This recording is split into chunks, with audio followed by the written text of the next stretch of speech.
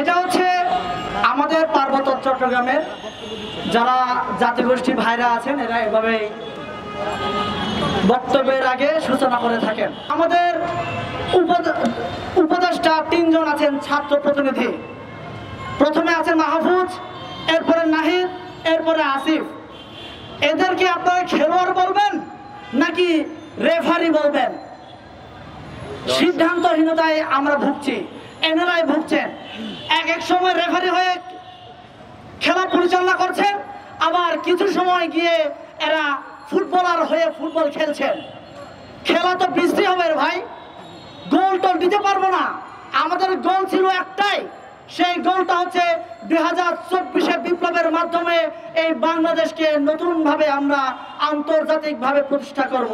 কিন্তু যে রেফারিদেরকে আমরা দিয়েছি, যাদেরকে আমরা ফুটবলার হিসেবে বাছাই করেছি, ওরা ফাউল খেলছে। এদের ফাউল খেলার কারণে আজকে সচিবালয়ে আগুন জ্বলে। এদের ফাউল খেলার কারণে বিপ্লবীদের বাড়ির সামনে গিয়ে চিকা মেরে আসে। বিপ্লবীরা প্রস্তুত থেকো তোমরা মৃত্যুর জন্য।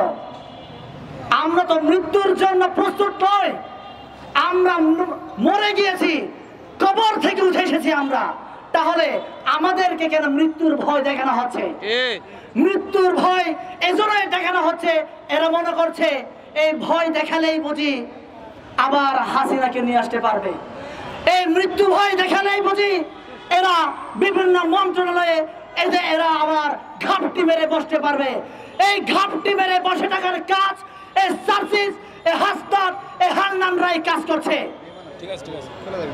আমি এই জন্য বলছি ভাই, আমরা প্রত্যেককে আজও সাবধান হওয়ার সুযোগ আছে।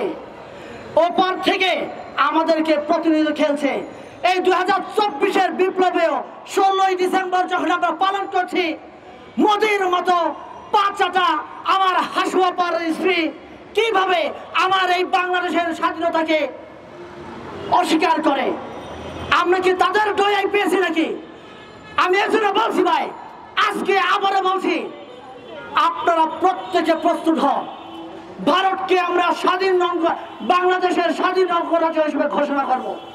ঘোষণা দিতে চাই যে আমাদেরকে নানা নেগেটিভ দিয়ে এই শেখ হাসিনা বিভাজন করে এই বাংলাদেশকে ভারতের অঙ্গরাজ্য বানানোর জন্য পায়তারা চালিয়ে গেছে।